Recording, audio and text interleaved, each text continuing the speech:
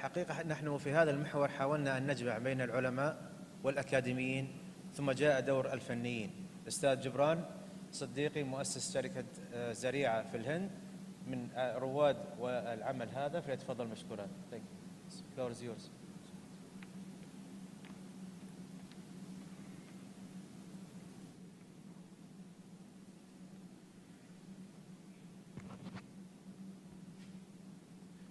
الحمد لله رب العالمين والصلاة والسلام على رسوله الكريم وعلى آله وصحبه أجمعين. أما بعد، أعوذ بالله من الشيطان الرجيم. بسم الله الرحمن الرحيم. رب اشرح لي صدري ويسر لي أمري واحلل عقدة من لساني يفقهوا قولي. Respected guests on the dais, all the dear members present here today, it gives me immense pleasure and happiness to be amongst all of you once again in the 9th Doha Islamic Finance Conference. The topic given to me today is quite a challenging as well as an interesting topic, that is applications of AR and VR in Metaverse. It was interesting because to understand that we are open enough to integrate Islamic finance with Metaverse was quite fascinating for me and quite interesting. Challenging because I understand there are quite a bit of hesitations in the hearts and minds of all of you, and I look forward to answer all these questions in regards with Metaverse and the hesitations through a presentation. Before I move ahead, I'd like to start off by introducing myself. I'm Jubran Siddique, founder and CEO of Zaria X, the world's first decentralized neo-digital Islamic banking platform. I'm a member of the Blockchain Council and also the member of Blockchain Training Alliance. It gives me tremendous pleasure and happiness to also say that we were recently recognized and inducted in Forbes Business Council for our activities into Islamic fintech. The session flow today will be basically focusing predominantly on the applications of AR and VR in the daily lives and how it could transform and disrupt the various industries in the world in the coming future. I'll start off by talking about basic concepts, and eventually, inshallah, I look forward to help you keep fascinated during the entire journey and during the entire presentation. The first aspect, how Metaverse can actually impact our lives, is through training and simulation. As you can see in the presentation, it can help in edtech, it can help in security, it can help in manufacturing, it can help people understand how the infrastructure of the country would grow in the next 5 to 10 years. They will also be able to understand how to use the equipments in high-end military operations and training, to be able to train young military candidates to be able to become better. They can also use it for financial transactions and financial training, where people can learn how to invest in the stock market. And moreover, the government can save a lot of money in able to visualize how the infrastructure of the country will pan out for any projects, because this way they'll be able to execute the project exactly based on the deadline and the time frame. To summarize the first segment, trainings and simulations can actually be very useful through the AR and VR, especially in industries which involve high cost of training, especially medicine, space, retail, defense, manufacturing, marine, and aerospace. You can also see a lot of impact of the Metaverse in the next segment, that is online shopping. As we all are familiar that many of the major brands like Walmart and H&M have already been integrating to the metaversical platforms where they have their own showroom there. What you're seeing in this presentation now is a metaverse completely created by our team just for this presentation, where this person is walking through the supermarket and looking at groceries, and he is able to look forward for what he wants, and he can look forward to order it here in the metaverse, and it gets placed as an order to his house. He can integrate it with fingerprint scanner, where he looks forward to buy something, and through the retina scanner, he's able to pay and do the payments for whatever necessary purchase he is doing in the metaverse. Metaverse is starting to impact a lot of online transactions. It is impacting people. Imagine if an interior designer or an architect is able to completely create a metaversical representation of his design, and the client can walk through it and change whatever designs he requires, and he will know exactly how his execution is going to be. I can see all of you are quite fascinated with the concept of Metaverse, but as we go through, you will find out something more interesting as well. The next concept I would like to talk about would be company investment pitches. I like to appreciate Qatar, how they have been bringing in investments through QFC and helping a lot of young entrepreneurs and startups establish in Qatar itself. Considering that in mind, I decided that we will bring in company investment pitches with QFC, wherein they can help entrepreneurs to pitch to various investors in different parts of the world through the Metaverse itself, where the investors will have a virtual walkthrough of how the company would be in the next 3 to 5 years. They'll be able to understand how the company will develop. They'll be able to do their press releases. They'll also be able to do their soft launches through the Metaverse itself. Hence, virtual pitch fests and competitions to raise investments, training and board meetings can be done through Metaverse, and uploading a visual predictive pitch deck, which generally allows you to pitch to various investors in different parts of the world to bring in investments within Qatar or any other country. The next aspect which I like to be focusing upon, as we are already speaking about companies, investments, Metaverse, is how do we form a company in the Metaverse? This is something which I spoke last year in the same conference about DAO, but I thought that it's important for me to reiterate it again, because a company in the Metaverse is created as a DAO. It's a decentralized autonomous organization. In the Metaverse, the company will not be country specific, it will be global. The moment the DAO is released, the moment the DAO is launched, it will be able to have access to all the countries in the world, and all the transactions in the Metaverse can be done through the DAO in regards with company formation, in regards with smart contracts and any other transactions which you are doing. The next aspect of target would be the stock market and trading company, where it's a $1 trillion market. What if there is an AI integrated metaversical platform which brings a concise approach of top 100 best investment strategies done by topmost investors in the world, where the person can go into the Metaverse and visualize and see how to invest, where to invest, what to invest into, and what are the best strategies to follow in regards with investing into the stock market. This helps them become much better investors in the future. The next aspect of Metaverse which I like to focus upon will be digital tourism. Food for thought. Our youngsters are quite far away from Islamic history and culture, especially the new Gen Z.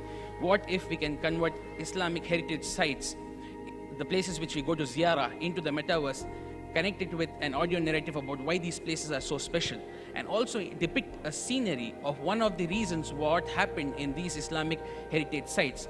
This will instigate the youngsters to understand more about our ancient history, about what brought in this sort of a culture into Islam, and this will help people feel the need to come and visit those sites and understand what is the history of Islam.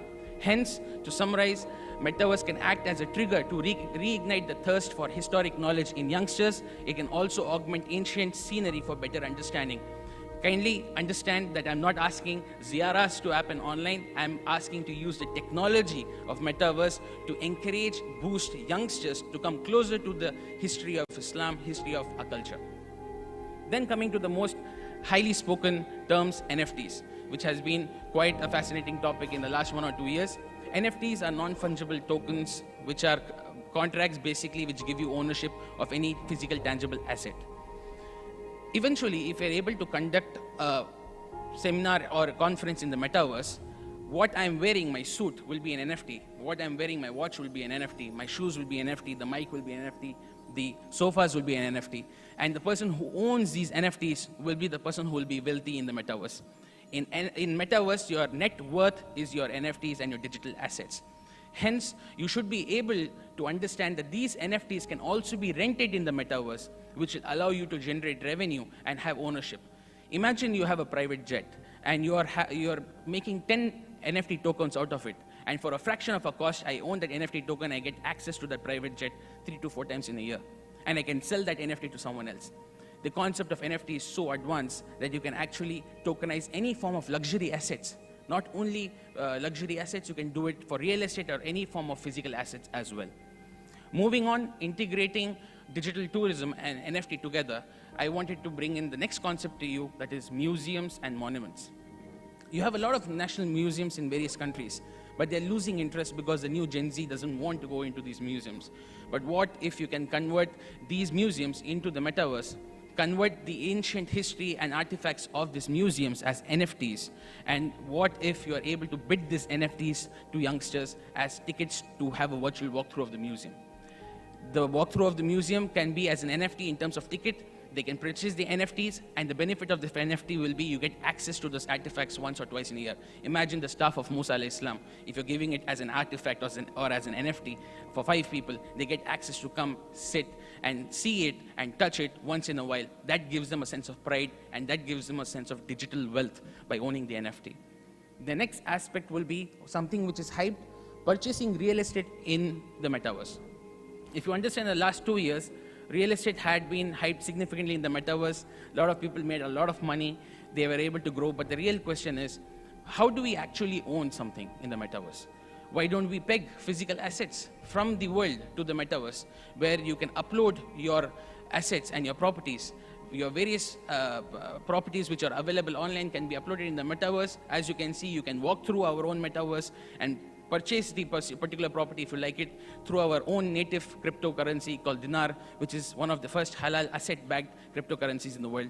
In this process, what happens is you get the access to all the physical assets, where sitting in any random part of the world, you can actually own the asset in any other country through DLT technology, that is decentralized ledger technology.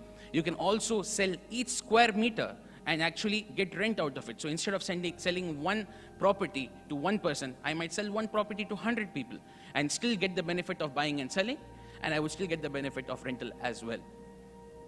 Moving on to the next topic, tokenization of assets. I personally feel tokenization of assets will be the future of Islamic finance.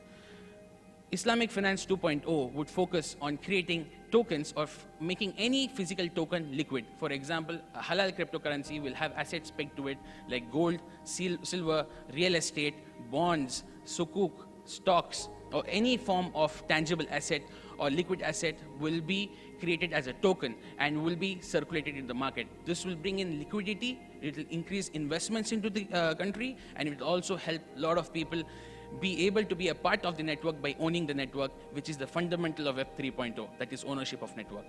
Now, as our previous speaker spoke, that Metaverse has a lot of health hazards and has a lot of 2 minutes left. Absolutely. So this will be perfectly in 2 minutes, hopefully. So a lot of health hazards and problems are there in the Metaverse. So just to help you understand, through Metaverse, you can also focus on your health milestones, wherein, as you can see, you can do fitness routines, which will do heavy cardio burning for you. You'll be able to do SWAT fighting. This is something which we completely made for our users, where you can do boating or rowing, where you are doing a heavy cardio workout, where your levels can be scaled up. And eventually you can peg this with physical fitness equipments, which will allow you to become much more fitter and achieve greater milestones, and you can bring your friends from different parts of the world also to compete with you, like how you can see the cycling happening in the metaverse itself.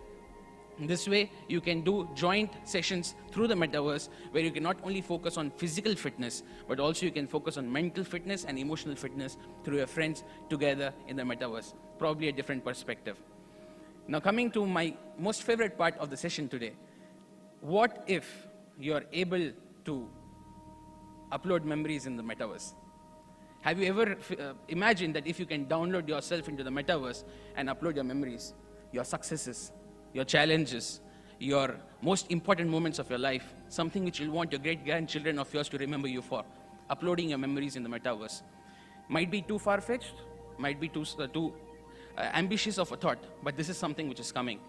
I'm sure all of you remember Neuralink, which Elon Musk is working upon.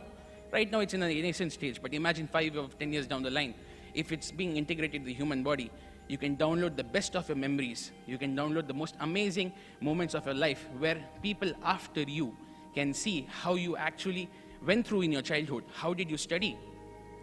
How did you learn?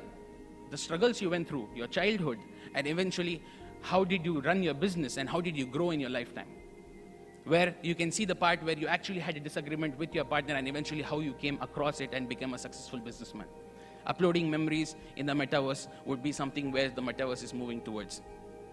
Understanding this, metaverse has a lot of hesitations, metaverse has a lot of problems, and inshallah, we look forward to integrate metaverse in a Sharia compliant manner, where people will be able to use it in a more healthy way. Instead of asking them not to use it, we rather would give them an opportunity which will be more halal, more Sharia compliant, and more better Just to finish off my conversation, my speech today, I'd like to thank the team of DIFC, especially Dr. Osama, to invite me here.